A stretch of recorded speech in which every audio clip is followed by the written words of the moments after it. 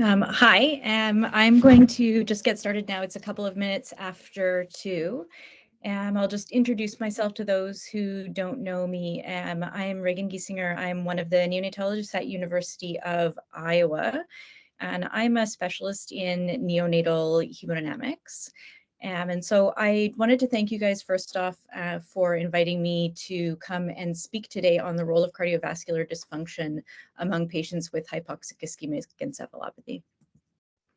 So first off, just basic background on HIE. This is the terminology that we use to describe the brain injury, which results when fetal compensatory mechanisms to impaired cerebral blood flow fail. This leads to cellular energy failure, resulting in excitatory neurotransmitter release, production of reactive oxygen species and nitrogen species, electrolyte dysregulation, and then all of these pathways together stimulate the production of inflammatory mediators, which create a secondary phase of injury in which cellular apoptosis occurs.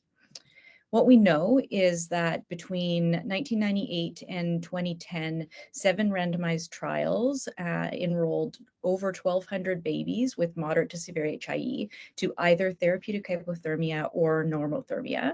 And the composite of death or major disability favors therapeutic hypothermia with a number needed to treat of 11 for improved mortality and 8 for a lower burden of neurodevelopmental impairment among survivors. So we know that this is an effective mechanism to modulate the brain injury of these patients. As I previously mentioned, there are 2 primary mechanisms of brain injury in these patients. There is the initial insult and then the prevention of secondary energy failure, which is where therapeutic hypothermia has its main role, and other therapies that are intended to maximize the neuroprotective benefits of cooling are sources of active research by many different groups. The mechanism by which therapeutic hypothermia modulates brain injury is complex and multifactorial. The reduction in brain metabolism leading to lower oxygen utilization, modulation of cerebral blood flow, and the reduction in edema and inflammation are among the most common mechanisms that are cited. Despite this, in 2021 and now 2022, HIE remains a common disorder that despite the optimal use of therapeutic hypothermia, many newborns are still left with either death or neurocognitive sequelae, even though we do the best we can. Something we oftentimes don't consider is that hypoxia ischemia is often not a single time point event. An ongoing impaired cardiac output, an ongoing hypoxemia after resuscitation may actually continue to contribute to necrotic cell death even after the initial resuscitation period is completed, and that leads to a rolling entry of many cells into the apoptotic phase at different phases after the original primary injury. So many studies have been done to try and look at this. In the pre-cooling era, studies looking at the pattern of brain flow in several major arteries have been shown to be associated with adverse outcomes, either low resistive index, which is demonstrated by high diastolic flow, or high resistive index, demonstrated by absent diastolic flow, are more prevalent among patients who have more severe injury.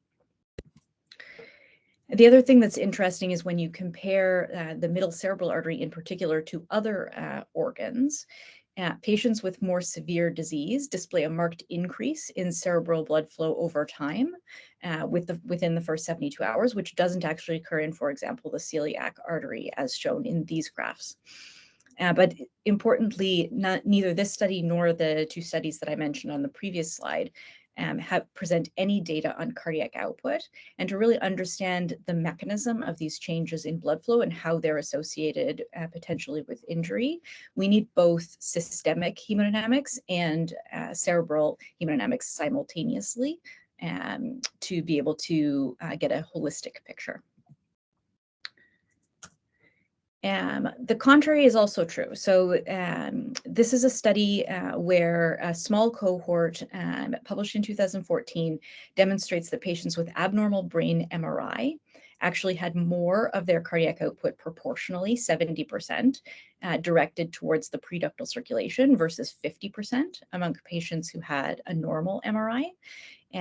suggesting that there is not only a difference in blood flow seen at the organ level, but also a difference in at least the distribution of blood flow, which is being seen at the level of the heart. And this finding in combination with the cerebral Doppler suggests that hyperperfusion may actually be one of the findings associated with adverse outcome in this disease process. Another way of trying to answer this question is analysis of cerebral oxygen extraction. NIRS, as many people know, is a non-invasive method of measuring regional tissue oxygenation. It primarily reflects the venous compartment because it's made up of about 75% venous sampling of blood, a small amount of capillary, and then a smaller amount of arterial blood. And so this actually reflects the amount of oxygen being taken out by the organ. So high regional saturation equals low extraction. And what we see in the HIE literature is that many studies, so over 50 publications using NIRS in this patient population, have been put out into the literature and support the fact that high regional oxygen saturation, in other words, low extraction, is a poor prognostic marker. The bar graph on the right is a comparator cohort of patients monitored with cerebral NIRS throughout therapeutic hypothermia. And the authors actually compared various different markers of neurologic illness severity, including abnormal AEG, presence, absence of seizures, abnormal MRI, and then an overall poor outcome, and showed that not only is low extraction a negative prognostic sign, but low variability in extraction was also a negative prognostic sign. So if cerebral blood flow is different, perhaps cardiovascular system is an important key to modulating disease. We know that cardiovascular disease is common.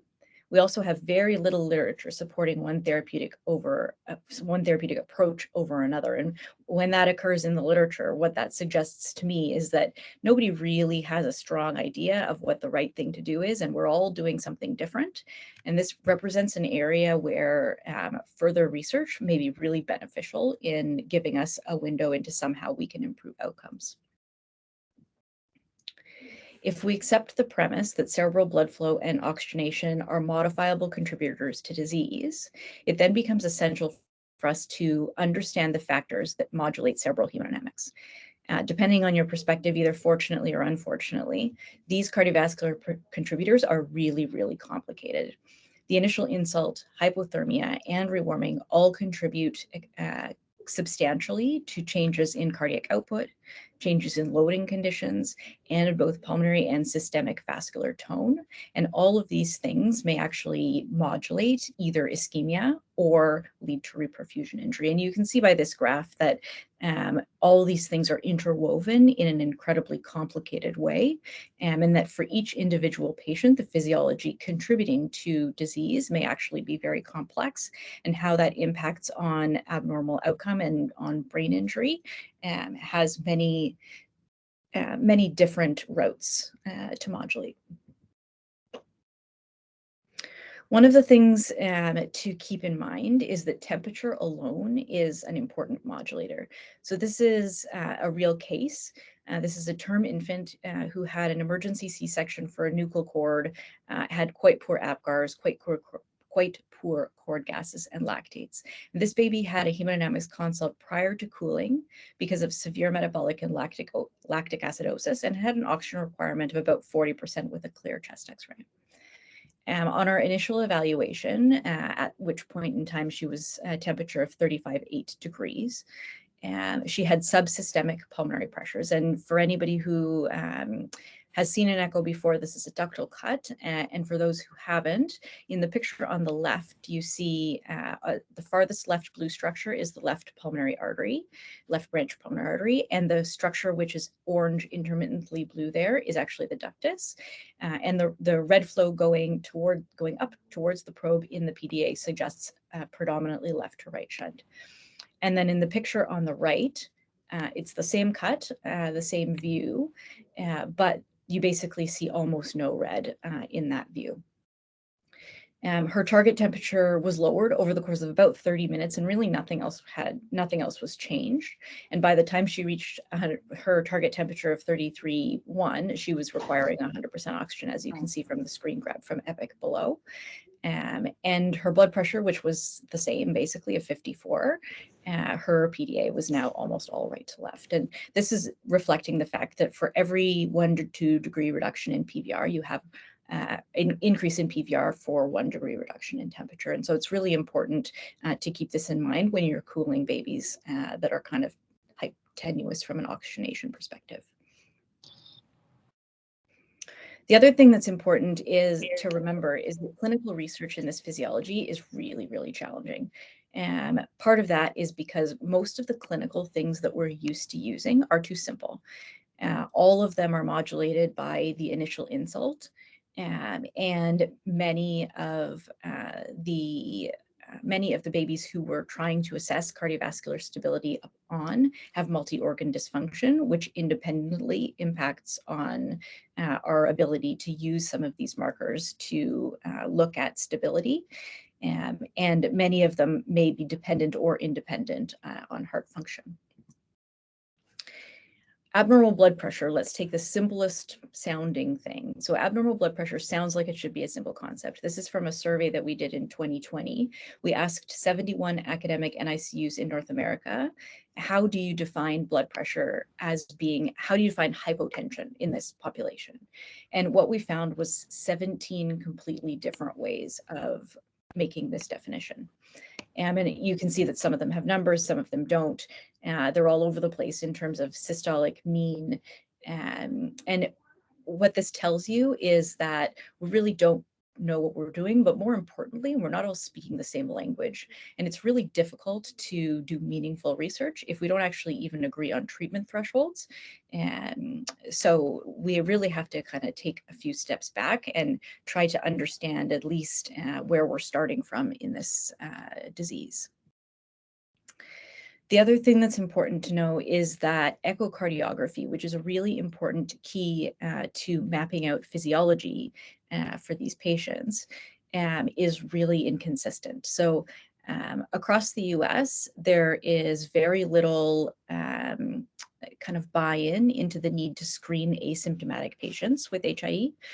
About 41% of centers don't even routinely request an echo if the patient is requiring vasoactive support.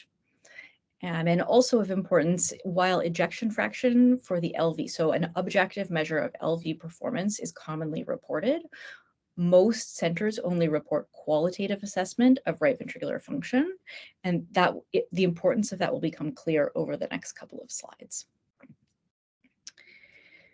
So what research has been done trying to tie echocardiography and identification of heart dysfunction to how babies do in this in the short and the long term? So there have been some studies looking at heart function in babies with HIE, and consistently people have documented that both by conventional measures such as shortening fraction, babies who have been asphyxiated have lower measures of LV systolic performance than healthy controls. This has been shown also using peak longitudinal strain, a more modern method of looking at deformation and a more sensitive way of looking at LV function.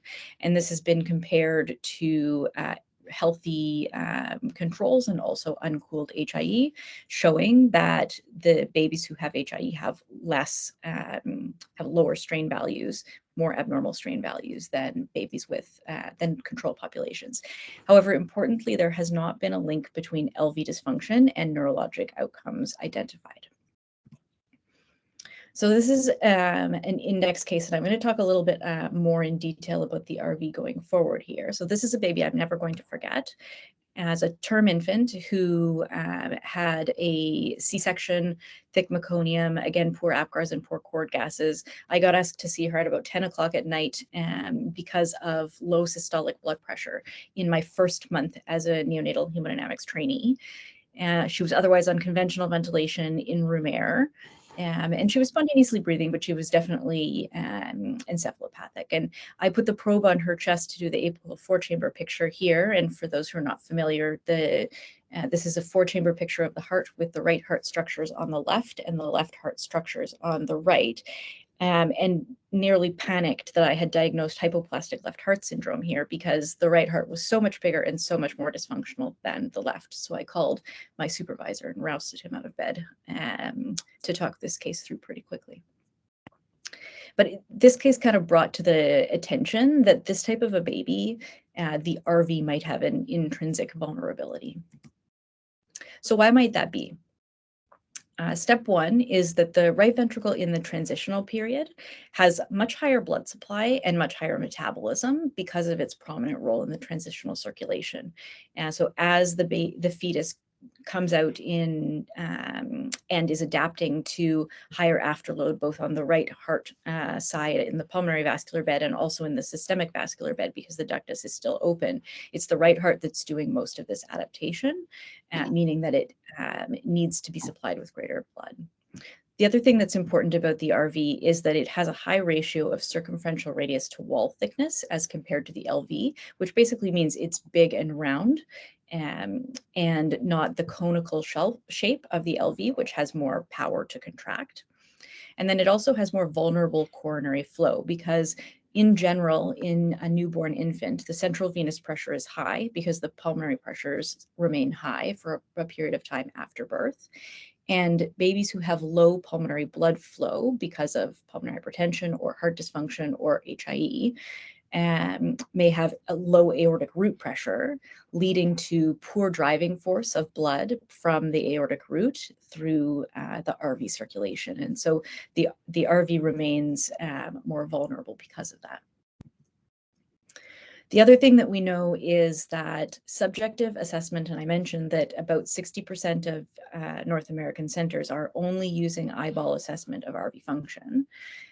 So this method has poor reliability, even when you compare experts to other experts.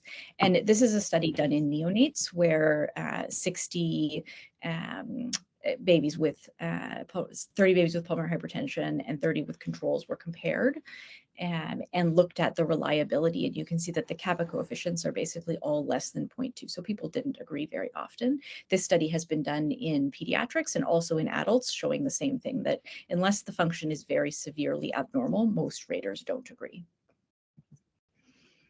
So what we did triggered by our index case there is conducted a prospective observational study at 2 sites in 2015 and 16. We recruited neonates greater than 36 weeks and greater than 2 kilos in the first 24 hours postnatal age. And we excluded other indications or other reasons for encephalopathy or babies with congenital heart disease. And what we looked at was, first off, the changes in RV performance over time, which had never been quantified. We then looked to interrogate the relationship between RV function and short-term outcomes, including death or abnormal MRI, and long-term outcomes, including abnormal neurodevelopment at 18 months. And then finally, we had an exploratory aim to look at whether abnormal cerebral hemodynamics identified in the literature that I've already kind of made reference to are related to supply or demand. This is our research protocol. The decision to initiate therapeutic hypothermia was made by the clinical team, and all the monitoring and intervention were done by the clinical team blindly. The patients had blinded echoes at 3 time points. First one was at 24 hours, then just before rewarming, and then just after rewarming. Serial neurologic exams, NIRS, and amplitude integrated EEG were included, and the patients all had follow-up at 18 months and an MRI at 96 to 120 hours. This was our echocardiography protocol. You can see that it was very comprehensive, including measures of RV performance, LV performance, and pulmonary and systemic hemodynamics. And what we showed was that the RV measurements, so looking at aim number 1, what happens with the RV measurements were lowest at 24 hours and all normalized by 96 hours. Some of the LV markers were also lower at the 24-hour time point and increased over time. But the lowest values for the LV were actually still within the normal range for a term neonate in the first days of life in the transitional period. Whereas the RV measures, many of them were substantially less than 2 standard deviations below the mean, particularly in the adverse outcome group. And this led us to hypothesize that the RV is the more impacted ventricle, and the changes in LV over time are either due to a more minor degree of injury or are related to ventricular-ventricular interactions. So moving on to the second aim, what we showed was we looked at the 24-hour echo, which was the most abnormal of the three, and we compared the relationship of RV dysfunction at that point in time, measured by TAPSE and RV fractional area change, to babies who had a normal outcome, which was defined as survival without brain injury on MRI, or adverse outcome, which was either death, a composite of death, or adverse brain MRI outcome. And what we found was that TAPSE less than 6 millimeters had approximately an 80% sensitivity and specificity to detect our composite outcome of adverse brain injury, with an area under the curve of 0.83. And FAC had a similar sensitivity and specificity with an area under the curve of 0.88. And after adjusting using logistic regression for the severity of encephalopathy at HIE presentation and for early illness severity using SNAP score, these associations remained independently associated. We then went on to look at these babies at 18 months, and we looked at the composite of cerebral palsy diagnosis, any Bailey 3 score less than 2 standard deviations below the mean, or severe neurosensory impairment. And the graph in the middle shows you the relationship between TAPSE and adverse neurodevelopmental outcome as defined by that composite, with an area under the curve of 0.9. And we used that to create a predicted probabilities curve, which shows you that if at 24 hours you still have a TAPSE that is 4 or less, your likelihood of having an adverse developmental outcome was very high. Whereas if by 24 hours your RV function had either improved and was normal or had been normal throughout, your likelihood of adverse outcome was lower. Sorry.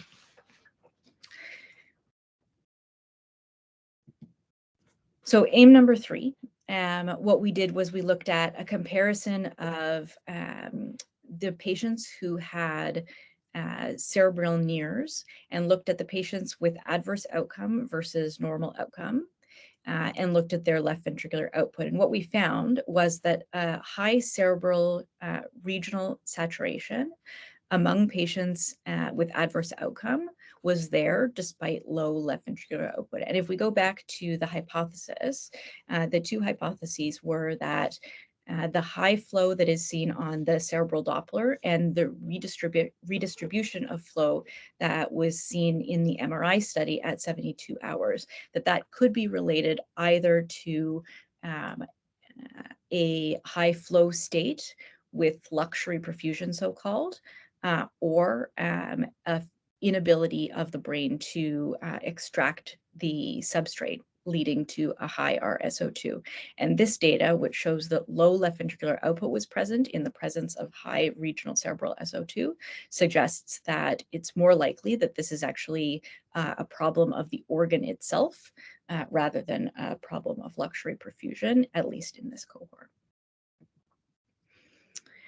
Looking then at kind of further strengthening that association, one of the things that we did was actually plot the linear relationship between cerebral regional oxygen saturation and middle cerebral artery resistive index, and also left ventricular output on the right. So the graph on the left is MCA resistive index, the graph on the right is LVO.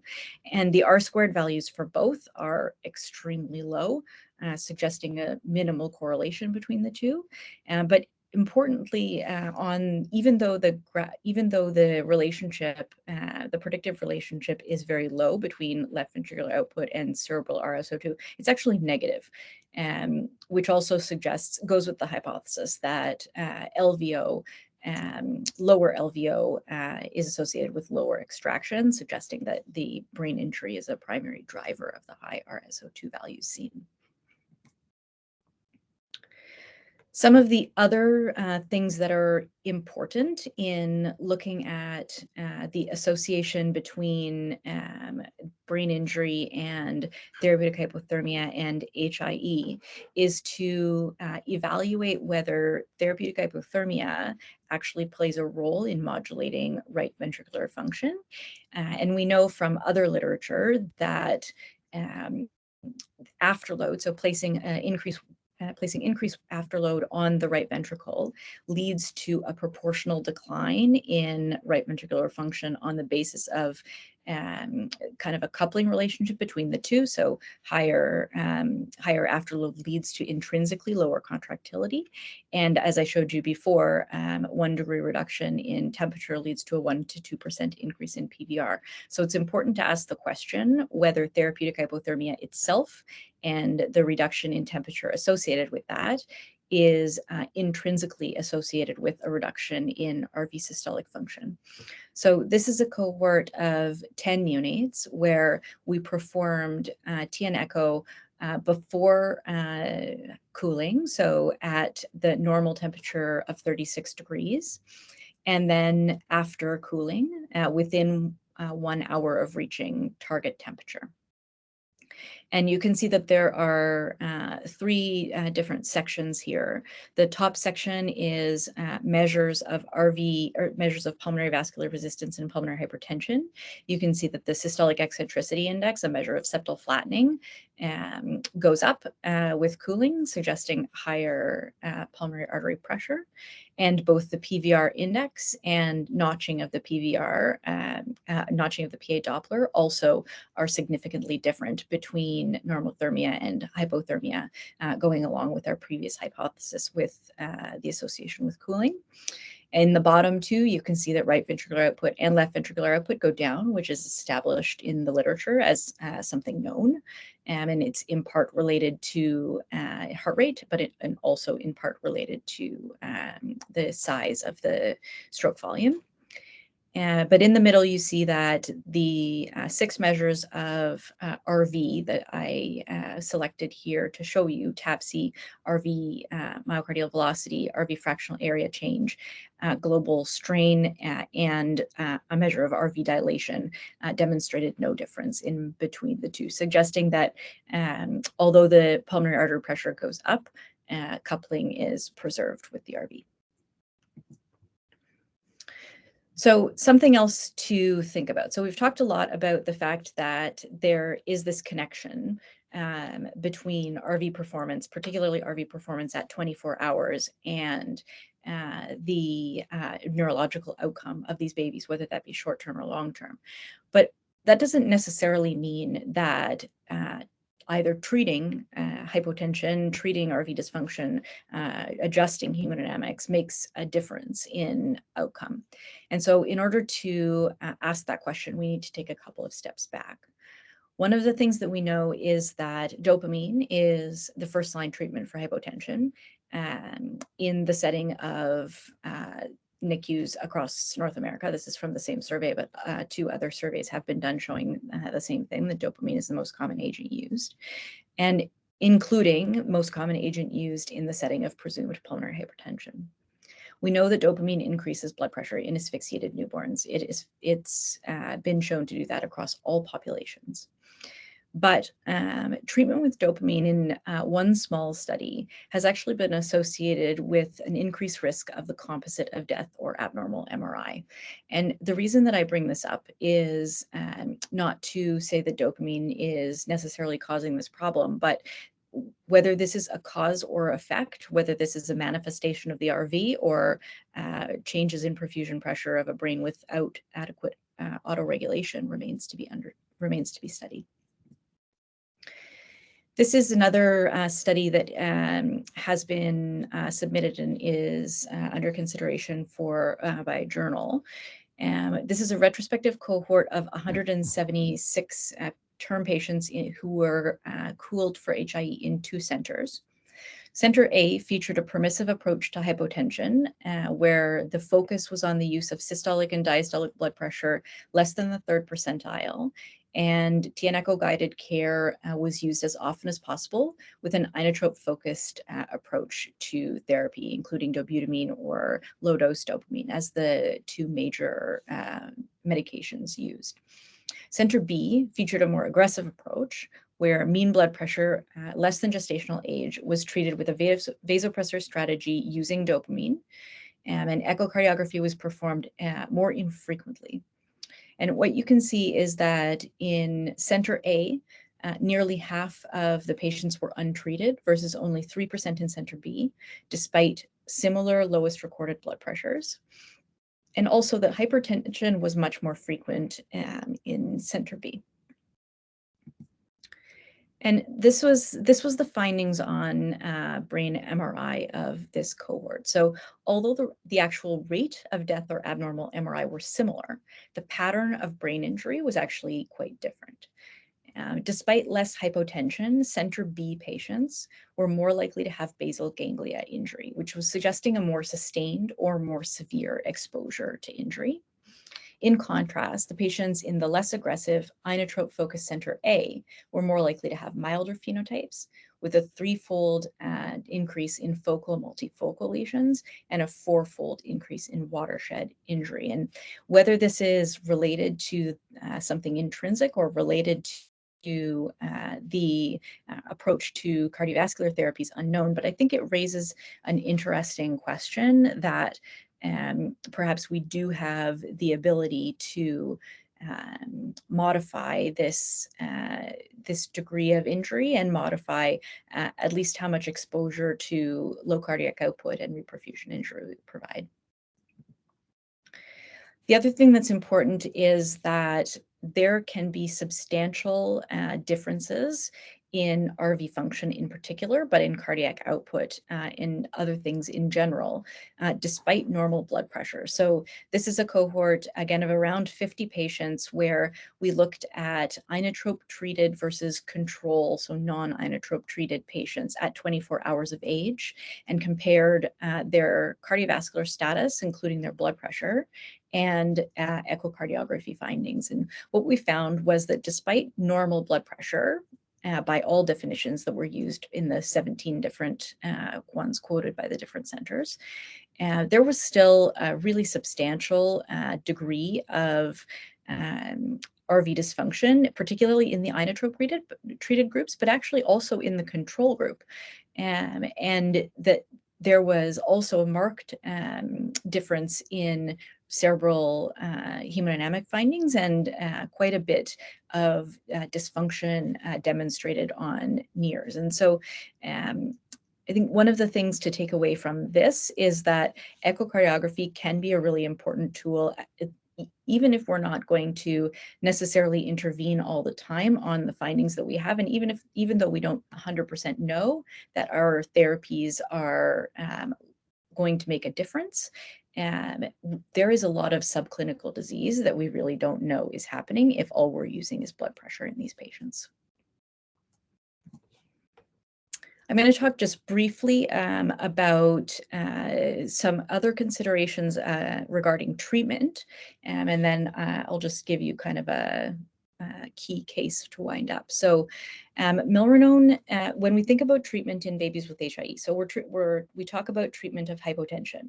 We also need to talk about treatment of hypoxemic respiratory failure, which is a very common co-traveler with HIE, and babies with HIE are at intrinsic risk of pulmonary hypertension for a variety of reasons.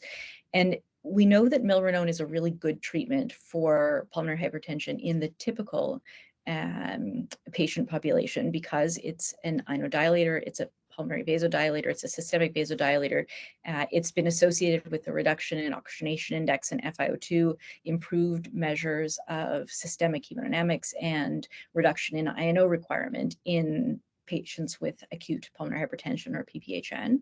It's also been documented in a variety of patient populations, diaphragmatic hernia, cardiac surgery, to improve both LV and RV function. So it's a really biologically strong drug for that patient population who has both HIE and acute pulmonary hypertension. However, this is a cohort of patients who had acute pulmonary hypertension with refractory oxygenation failure. So these were babies who all had PPHN, diagnosed, treated with INO, and still were in more than 60% oxygen. The patients in the purple had just PPHN, acute pulmonary hypertension, treated with Milrinone and nitric oxide. The patients in the green had HIE and were treated with therapeutic hypothermia, but did not get Milrinone. And the patients in the red had both Milrinone and therapeutic hypothermia. And what you can see is that these blood pressure panels show an early drop in both systolic and diastolic blood pressure, which gradually recovers over the course of the following 24 hours. But the gradual recovery is at a cost of a dramatic escalation in vasoactive medications. And so this is reflective of the fact that Milrinone, being a systemic vasodilator, drops blood pressure. And in a cooled patient who has low urinary output likely and has lesser metabolism of drugs, they're more likely to accumulate medications such that the side effects are more prominent. And this has been studied in other medications in cooled patients and has been shown in patients receiving morphine that they're more likely to have morphine toxicity following in patients with HIE.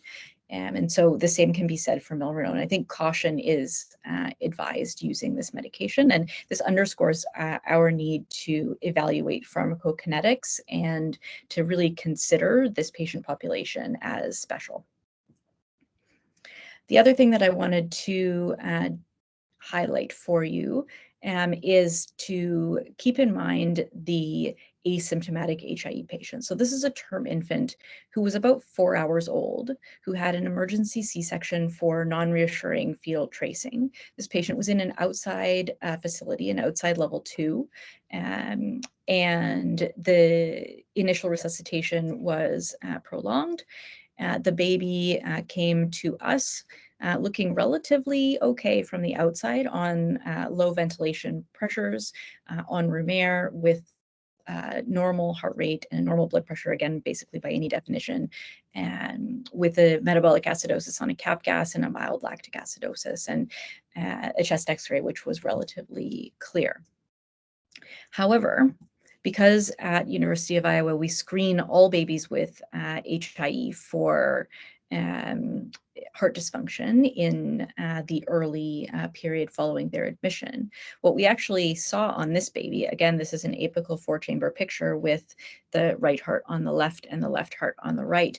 And it doesn't take sophisticated measurements, I don't think, to see that this left heart really is moving very little, and that most of the activity of the left ventricle is actually coming from contraction of the septum, which is being helped along by the right ventricle. The objective measurements that we got were a biplane Simpsons of 28%, a cardiac output that was 1/3 of normal, and 2 and 3 chamber strains, which were actually 0. And what we showed also, the RV was a little bit dysfunctional, but not bad. So this is a really unique case, and I've been talking to you for the last 40 minutes about primarily the right ventricle, but this highlights the fact that there is lots of reasons that babies can be asphyxiated. Here is a long axis view. You can see the aortic valve opening, and you can see something bobbing just beyond the lower leaflet there.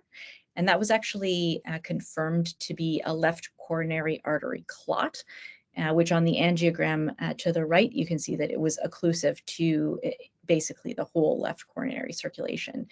And this baby had went to the cath lab for a thrombectomy. And Interestingly, when you go back in this baby's story, there was actually no perinatal concern about this baby. The fact that the baby needed extensive resuscitation was a surprise to the delivery team. It may actually be that this coronary clot and the LV disease was the primary driver of the reason for postnatal HIE. And so I just want to encourage people to keep in mind that if you're performing comprehensive echo and finding predominant LV disease, that there sometimes is another reason for that, and to be vigilant in those situations. So some of the take-home points that I'd just like to leave you guys with. One, cardiovascular health is potentially a really important opportunity to improve outcomes in these patients, but it's really important that before we try to do large-scale studies, before we try to really map out some of these things, that we all try to get onto the same page with respect to definitions of what we're going to consider normal and abnormal, and what we're going to do in terms of monitoring. It's really important that we are speaking the same language, and really important that we're measuring the same thing. We also need to be cognizant of the fact that we need to be objective, particularly when it comes to the right ventricle, because subtle deviations from normal can be harbingers of abnormal outcome. And then we also need to think about both differences in the pharmacological behavior of babies who have multi-organ dysfunction who are cooled, and the differences in their intrinsic vulnerabilities for disease, and consider the fact that isolated left ventricular disease is actually relatively uncommon, and looking for alternative etiologies in those situations is important. With that, I would just like to thank the Iowa Neonatal Hemodynamics Lab and the people who are pictured here, as well as our collaborators around the world. And I will end my presentation there, and I'm happy to take any questions that you guys may have.